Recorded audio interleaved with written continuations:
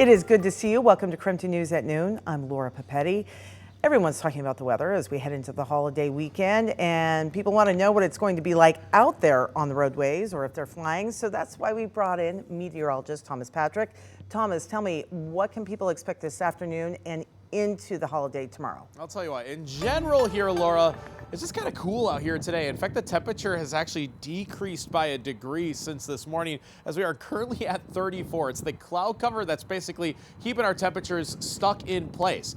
But it's dry, and there's not really much, if any, snow even for the mountains. So travel-wise, we are good to go. The only thing you're competing with is the other traffic on the roads out there. Weather conditions are not a factor in terms of limiting travel across the Northwest here. And thankfully, that should be all good to go in terms of flying out of Spokane as well. It's just cloudy out here, a lot of low-level clouds, and actually our satellite imagery, which uses infrared imagery, kind of sees the high-level clouds. So there's basically multiple layers of cloud cover over our heads, and that's just going to keep us outright cloudy for the rest of the day. Zooming on in, Doppler radar's only seen maybe a bit of lingering moisture materializing as mountain snow showers, as you're seeing over here, which is just to the west of St. Mary. So that could probably get into the Silver Valley Lookout Pass, maybe 4th of July Pass areas, but not really expecting anything in terms of precipitation per se at the lower elevations. But there's your live picture over the mountain passes right now. Could experience some wet roadways, but nothing that's going to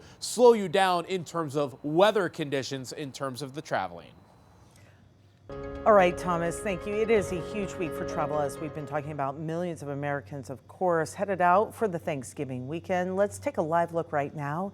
This is around Snoqualmie Pass. It can be a tricky spot for drivers, but so far so good. People are traveling along. According to the TSA, today is the busiest travel day ahead of Thanksgiving. And our Shannon Mowdy bringing us in on what we need to know before hitting the road. Wednesday and Sunday are expected to be those peak travel days, so we are prepping you whether you're in for a long drive to the west side over one of the passes or sticking close to home.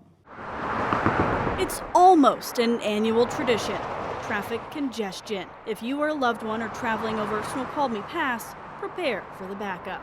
WashDOT charts show eastbound travel will see the most congestion Wednesday afternoon starting around 11.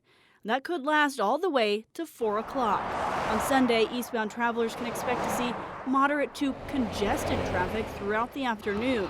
For those sticking closer to home, it's just going to be slow in general. Ryan Overton with WashDOT East says we're still going to see some slowdowns on the interstate as people head off on a long weekend. You know, the Freya Thor exit is already kind of a pinch point for congestion, and then all the way through Liberty Lake, and then as you head into Idaho, there will likely be some congestion, slower traffic, and higher volumes. So maybe pack up the family and hit the road in the morning. The peak travel time on Wednesday is probably going to be between about 2 p.m. and 6 p.m. So if you can avoid those times, either leave earlier or a little bit later. And prepare to see more state troopers on Washington's roads. Emphasis patrols will be watching Snoqualmie Pass and the highways around Washington State University in particular. You'll see increased WSP presence on highways 26 and 195, where you may also expect increased traffic with WSU students heading back to school. We do anticipate some increased traffic coming back on routes like 26, Highway 195, Friday into Saturday because there is the home Coug game. Extra WSP patrols continue through this Sunday.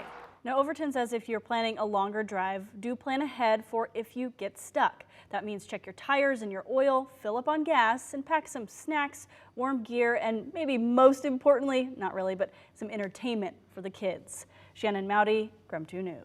That's right, entertainment for the kids. That is good. The holiday season may mean more holiday parties, but a reminder again to be smart and don't drive under the influence throughout the holiday season. More officers, as Shannon was talking about, out there looking, specifically targeting any drunk drivers. It's part of a proactive step to keep our roads safer amid a rise in deadly crashes. Here at KREM 2, we do bring you more to every story, so we are looking at the numbers behind the state's 30-year Target Zero program. Now, the program's goal is no traffic fatalities by 30. However, since Target Zero started 24 years ago, more people are dying on Washington roads, even though cars are getting safer. According to the state's Traffic Safety Commission, deaths involving alcohol and drugs jumped 63% since 2019. WSP says that drivers physically seeing law enforcement, that it's a big part of preventing impaired driving. We're hoping that by being out there and being very visible that we are deterring people from getting into their cars and driving. If they see us out there, that they may say to themselves, okay, I need to call for a ride share or a taxi or make other arrangements to get home. Also, in response, Target Zero is calling on lawmakers to drop the legal limit to .05 down from .08, and they are pushing for more access to driver education programs. All right, ahead of the holiday, we did check in on what's closed and where you can get those last-minute Thanksgiving essentials. Cities all across the region are delaying trash pickup by one day on Thursday and Friday. Looking at grocery stores now, of course, so many people needing that last-minute item. Most major chains will be shut down tomorrow, and that includes Walmart, Target, and Costco. Fred Meyer stores will close early at 4 p.m. However, the pharmacy is closed all day. Rosar's, Yokes, and some Safeway stores will be open. However, all Rite Aid and CVS locations will be closed, and most Walgreens are closed as well. The city of Clark Fork is recovering after the city mistakenly transferred funds to a scammer who was impersonating a construction contractor's manager. So according to our news partners at the Bonner County Daily Bee, the city transferred almost $500,000 after being made aware of the fraud. Clark Fork officials tried to cancel the payment, but they are uncertain at this point if they were able to freeze the funds successfully. According to a Clark Fork City Council member, the incident is now being investigated by both the FBI and the Secret Service.